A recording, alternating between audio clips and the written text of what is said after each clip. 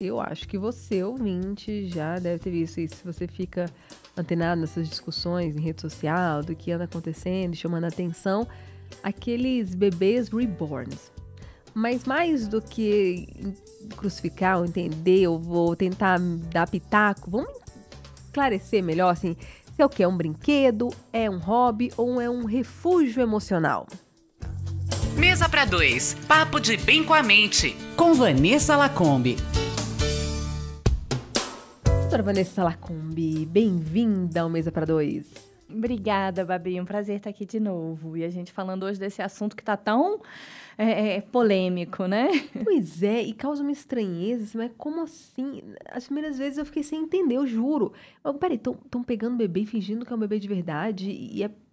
como assim, assim? Que história é essa? Então explica pra gente, assim, antes de até contextualizar, são esses bebês reborns que estão bombando aí nas redes sociais? Então, Babi, esses bebê reborns, eles são bonecos, né? Mas eles são bonecos hiperrealistas. Então, eles são bonecos que têm, por exemplo, cabelo de verdade. Jesus. Eles têm, assim, a pele, você olha para eles, eles realmente parecem um bebê de verdade. Eles não têm a carinha de boneca, sabe? Então, eles vêm com essa característica, assim, de parecerem bebês reais, né? O que gera estranho... E o que está acontecendo, assim? Então, sempre existiu um mercado de bonecas, né? Aham.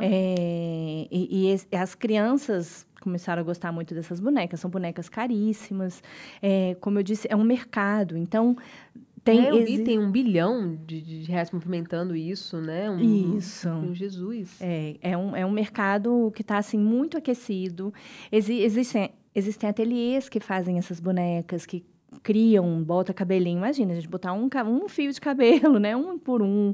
Então, existem ateliês, existe todo um mercado disso. Então, agora existem babás de bebê reborn, existe parteira de bebê reborn, existe festinha de aniversário, creche, né? Então, tem todo um mercado, mas isso, o que gera estranheza, na verdade, é a gente entender, é olhar para as pessoas, normalmente pessoas adultas, tratando esses bebês como se eles fossem crianças de verdade. O que gera estranheza é isso, né? Quando a gente cruza essa fronteira do lúdico, do brincar, e a gente traz isso para um aspecto muito real, muito vívido, muito concreto. Então, é isso que gera estranheza. E o que está causando? Qual está sendo o papel, a função dessas bonecas na vida dessas pessoas que levantam isso a sério? Então, Babi, é essa pergunta que a gente precisa se fazer, né? Qual que é a função dessa boneca na vida dessa pessoa? Porque se essa boneca, ela entra para um lugar de realidade, de um substituto, né? Então, eu deixo de tratar essa boneca como se ela fosse uma criança, como se ela fosse um brinquedo, e eu passo a tratar como ela sendo realmente substituindo ali um filho, um neto que eu gostaria de dar afeto, né? Ela entra com um caráter de realidade. É aí que a gente precisa estar atento, é aí que a gente precisa olhar. E a gente precisa entender, assim, na verdade, a gente vai falar muito isso hoje aqui sobre os vínculos. Então, qual é a função que essa boneca está tendo na vida dessa pessoa? A gente precisa saber como estão os vínculos dessa pessoa, como está a saúde dela emocional, porque quando a gente fala de saúde emocional, a gente fala de vínculo, porque somos seres sociáveis. Então, a gente precisa se relacionar. É a partir da minha relação com o outro que eu me curo. É a partir da minha relação com o outro que eu me vejo. Então, a gente precisa entender qual é a função do boneco na vida dessa pessoa. Esse boneco está sendo só um hobby? Ok, tranquilo. Essa pessoa está colecionando bonecos? Tranquilo também, né? Todo mundo pode ter coleção, né? Eu tenho uma pessoa muito querida que cuidou de mim durante muitos anos, que ela amava as minhas bonecas. Então, ela pedia, quando eu não queria mais, né? Fui crescendo, ela pedia as minhas bonecas para ela poder ter. Ela falava, eu nunca tive a oportunidade de ter uma boneca dessa. Então, até hoje, ela tem a coleção das minhas bonecas. E tá tudo bem, né? Ela não deixava essas bonecas entrarem e ocuparem um lugar como se fossem pessoas reais. Entende? Então, se isso for um hobby, for uma coleção, se isso tiver nesse campo, se permanecer num campo lúdico, tá tudo bem, tá tudo ok. né? A gente pode manter e entender que essa boneca está ocupando um espaço que está ok, que está saudável, sabe? Entendi. O que a gente tem medo é extrapolar em alguns casos. Mas e Isso. tem alguns terapêuticos também para esses bebês reborns que é difícil até imaginar um uso terapêutico, mas tem? Tem, Babi, tem usos terapêuticos muito interessantes, né, para os bebês reborns. Então, a gente tem, por exemplo, idosos em situação de isolamento. Olha o vínculo aqui de novo, lembra? Então, idosos que estão em situação de isolamento, estão ali numa casa de repouso, numa casa de cuidados, que já não recebem visitas de parentes, de familiares, filhos, netos, né, ou às vezes irmãos, às vezes não tem filhos, né? Então, uma pessoa está ali muito solta, sem vínculo. Esse idoso, o bebê reborn, as bonecas, elas entram como um agente terapêutico para esse idoso exercer um lugar de cuidado. Até a gente fala assim de uma maternagem. Lógico que não numa maternagem real, eles não assumem como se fosse uma criança de verdade. Mas eles gostam de brincar com Isso, de brincar, de um cuidado. Então, tem vários benefícios. Eu acho que o uso terapêutico mais benéfico que tem é com os idosos. Não, eles fizeram isso também achei muito louco, com robôs assim, animados de gatos, de animais, nas ilhas nos Estados Unidos, mostraram a melhora absurda, assim, quando os idosos passavam a cuidar, só que não cuida porque o bichinho é um robozinho, enfim, é um robô, né, de verdade, mas teve uma melhora significativa em níveis de estresse, de calma, quando os idosos ficaram responsáveis por animais de estimação eletrônicos, assim. Você vê? Então, a boneca também tem esse papel, né? Então, a gente observa, tem inclusive melhoras motoras, porque o idoso precisa levantar, ele precisa dar banho, entre aspas, aqui, né? Nessa boneca. Ele vai levar para tomar um sol, vai levantar, vai abaixar. Então, tem inclusive melhora motora, né? A gente tem aqui tem a melhora, retarda a perda cognitiva, melhora intelectual. Então, olha que poder, né? Que uma boneca tem para esse idoso que e previne demência, Alzheimer. Então, olha que impacto positivo, né? Um uso terapêutico de uma boneca, onde o idoso brinca de cuidar. Que legal. Então, esse é um uso muito legal. Outro uso muito bacana também são pessoas que têm um desejo de maternagem, que têm aquela vontade de cuidar, porque a gente não pode falar instinto materno, né, gente? Porque se a gente fala de instinto, a gente parte de um pressuposto de que todas as mulheres nascem com instinto materno e que querem cuidar e que têm essa habilidade, né? Já vem com o chip da maternagem. Mas a gente não fala em instinto materno, a gente fala no desejo de maternar, né? Que envolve uma escolha. Então, pessoas que têm esse desejo de fazer uma maternagem, de cuidar, mas elas, de alguma forma, enfim, motivos variados, não se sentem prontas para isso. Então, a gente pode falar aqui, por exemplo, de uma mulher adulta que está dentro do espectro autista e que não se sente capaz de realmente cuidar de uma criança de verdade. Mas ela tem aquela vontade, aquele desejo de cuidar, de maternar. Então, ela pode usar a boneca para exercer essa vontade, e inclusive como um treino também. Né? Ela pode, inclusive, fazer treinos deixa eu ver como é e tudo. Claro que uma boneca, né, gente, é bem mais fácil de cuidar que uma criança, de verdade. Mas ela serve para saciar um pouco desse desejo, sabe? Desse lugar de cuidar, de maternar. Então, esse também é um outro uso terapêutico. E, por fim, tem um outro uso terapêutico também, que é a questão do luto. Né? Então, a gente trabalhar com o luto, então, por exemplo, mães que perderam seus filhos.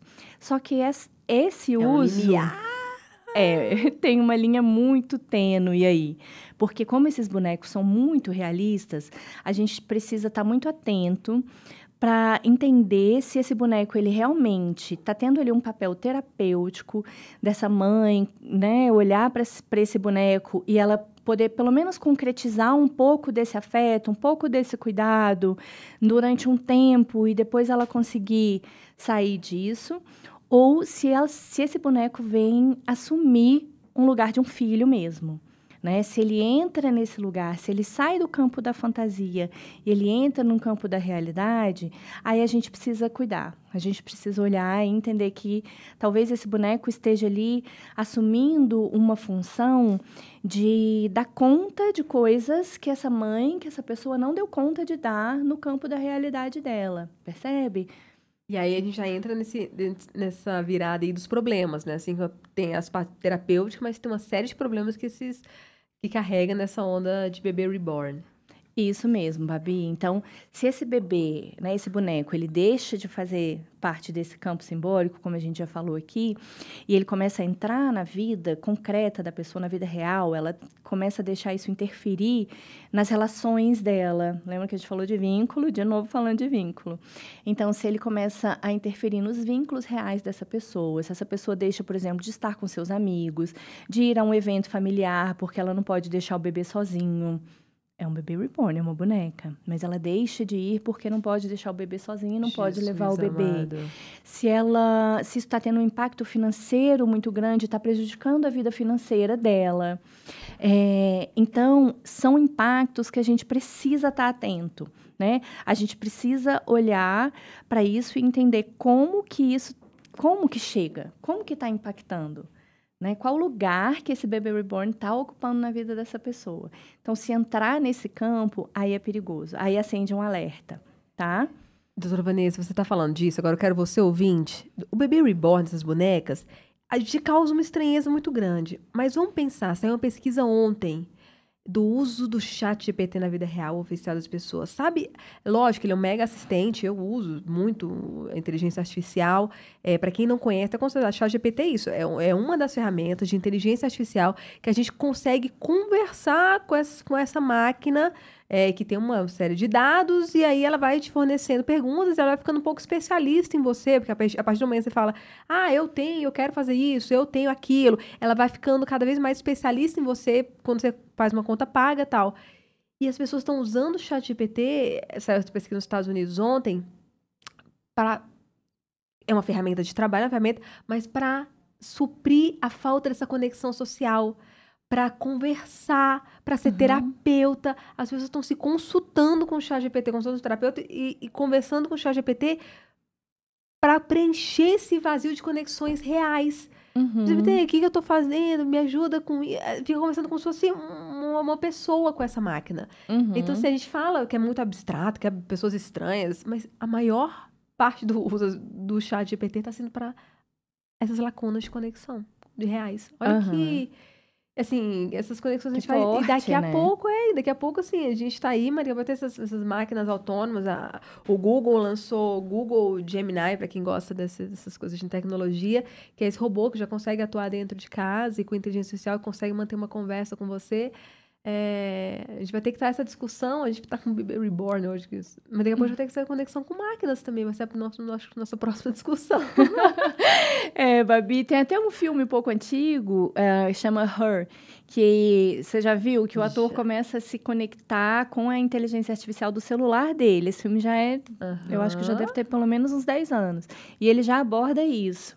Né? Então, eu acho que você tocou num ponto muito importante também, que a gente não pode julgar essas pessoas. A gente precisa entender, Legal. Né? Que lugar, de novo, eu devolvo a pergunta, que lugar que esse bebê, que essa tecnologia, como você falou, ocupam na vida dessa pessoa. Elas me falam, que história que isso está me contando sobre essa pessoa? Isso está me contando uma história de que essa pessoa está com relações muito empobrecidas, está com um nível de prazer muito baixo na vida. Ela precisa fugir dessa realidade. Como que está a realidade dessa pessoa? Por que está tão difícil para ela se manter nessa realidade? Ela precisa buscar um espaço do fantasioso para poder dar conta dessa realidade que está tão difícil. Né? A gente precisa olhar para essa função. Qual é a função? Por que isso está aí? E não sair julgando, né? É louca, é maluca. Devia né? adotar, que você falou, vai adotar, não, Deus me livre, gente, não vai adotar, gente. Não, quem tem bebê reborn não vai adotar, porque eu acho que isso é um outro ponto também, né? Até que ponto que a gente também está tolerante com as dificuldades das relações. Perfeito! Né? Porque é difícil se relacionar. É difícil cuidar de criança, gente. Criança demanda, criança chora, criança bagunça, criança fica doente, criança não faz o que a gente quer, criança faz o que ela quer. E aí? Aí eu não dou... não quero, então, ter uma criança de verdade. E aí eu vou me relacionar com um bebê reborn. né? Então, a gente precisa entender... Eu acho que tem várias camadas aí, né, a gente fica aqui 1 hora, a gente começando a se deixar. Se deixar, a gente Vanessa fica. Lacombe que sempre trazendo pra gente todas essas nuances de uma coisa que a gente fala muito de... é só moda, vamos falar sobre isso. Mas, assim, tem tanta coisa mais profunda se a gente for cavando sobre isso e que mexe com a vida de todo você que tá ouvindo, condenando ali...